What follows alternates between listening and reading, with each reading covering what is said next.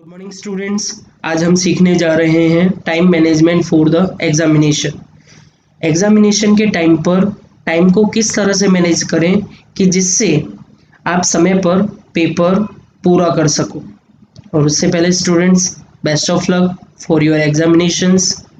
कुछ विद्यार्थियों को प्रॉब्लम आती है कि जो आता होता है उसके लिए उनके पास समय नहीं होता और वो आता हुआ प्रश्न भी, आता हुआ क्वेश्चन भी छोड़ देते हैं।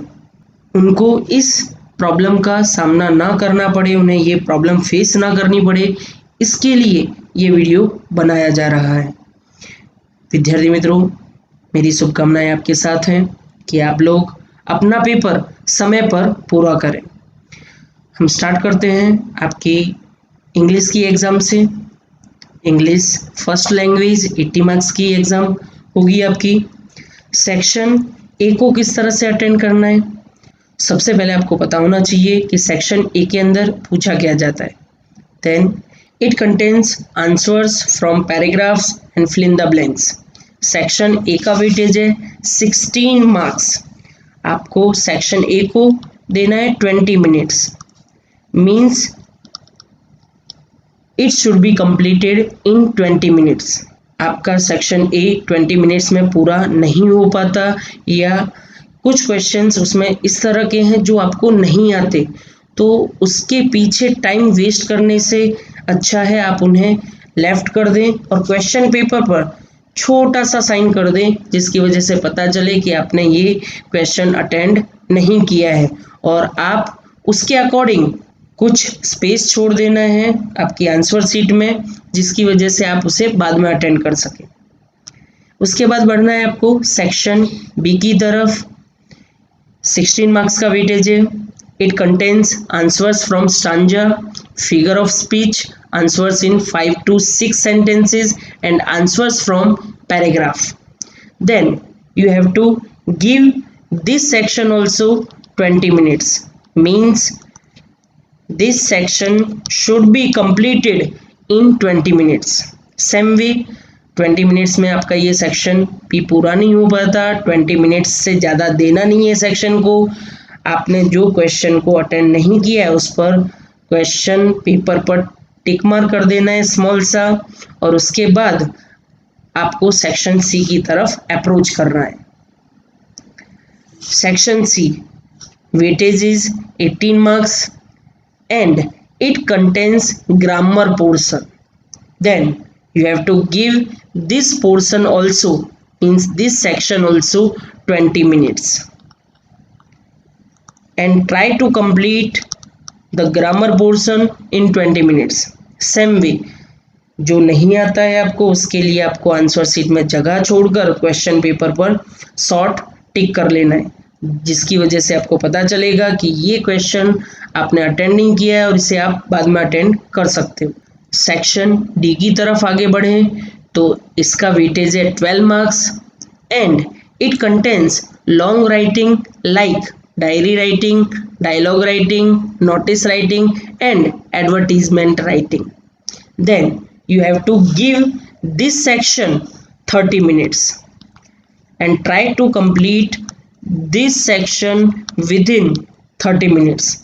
और यदि आपको सेक्शन डी में से कुछ नहीं आ रहा है तो उसमें टाइम वेस्ट करने के बदले, उसको थिंक करने के बदले उस पर टिक कर देना है और उसको अभी के लिए छोड़ देना है, लीव कर देना है। बाद में जब टाइम मिलेगा तब आप उसको अटेंड करिएगा। अब सेक्शन ई की तरफ अप्रोच करना है। Its weightage is 18 marks and it contains only long writing like report writing, letter writing, email writing, essay writing and story writing. And here you will get options also. You can write like report writing or letter writing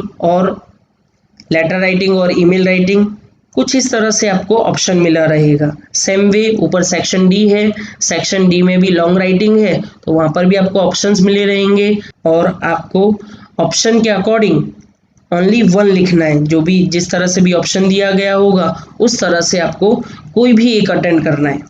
and section E को आपको 40 minutes provide करने हैं।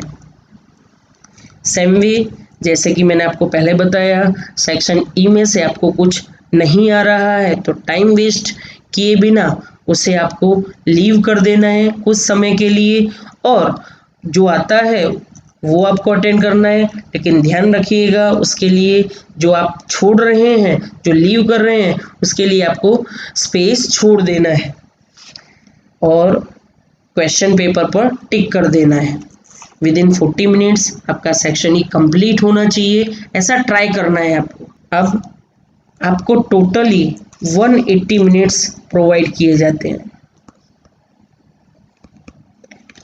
आपने सभी sections को कुछ time provide किया है।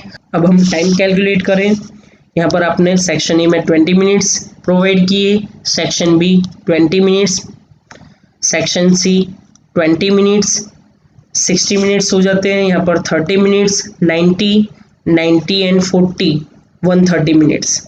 130 मिनट्स आपने कंज्यूम किए up to section E. Then you have 50 minutes and in this round you have to provide these 50 minutes. अब जैसे कि सेक्शन ए में से आपसे कुछ छूटा हो तो उसे आपको 5 मिनट्स दे देना है और जो भी आपने छोड़ा है उसको कंप्लीट करने की कोशिश करनी है, ट्राई करना है। सेम वे आपको सेक्शन बी में 5 मिनट्स प्रोवाइड कर देने हैं। Additionally for the example section A में या सेक्शन बी में आपने सब कुछ कंप्लीट कर लिया within 20 minutes and in section B also you have completed in within 20 minutes, then you have no need to give extra minutes to section A and section B, and these required minutes or additional minutes you can use in long writing. If section C there will be something is left, then you have to provide 5 minutes to this section. After that अगर section D में कुछ छूट गया है तो यहाँ पर आपको 10 मिनट्स प्रोवाइड कर देना है और ट्राई करना है कि विद इन 10 मिनट्स आप उसे पूरा कर पाओ। अब जो भी रिमेनिंग टाइम है वो आपको सेक्शन ई को प्रोवाइड कर देना है, मीन्स 25 मिनट्स। इस तरह से आपने जो एडिशनल मिनट्स हैं वो 50 मिनट्स कवर अप कर लिए हैं और यहाँ पर आपका पेपर कंप्लीट हो जाना चाहिए। अब जो कि मैंने आप लोगों को ये टाइम मैनेजमेंट समझाया है, आप इसे अपनी एबिलिटी के अकॉर्डिंग चेंज कर सकते हो। आप में जितनी कैपेसिटी है, जितनी आपकी एबिलिटी है, उसके अकॉर्डिंग आप इस टाइम मैनेजमेंट को मॉडिफाई कर सकते हो। आप पर डिपेंड करता है कि आपको आपका पेपर किस तरह से लिखना है, किस तरह से आपको पेपर कंप्लीट करना है। स्टूडेंट्स, इस वीडियो का बेनिफिट ज़्यादा से ज़्यादा स्टूडेंट्स ले सकें, इसके लिए इसे स्प्रेड कीजिए और यदि आपको हमारा ये वीडियो अच्छा लगा हो तो please like, share and subscribe to support us. Thank you students.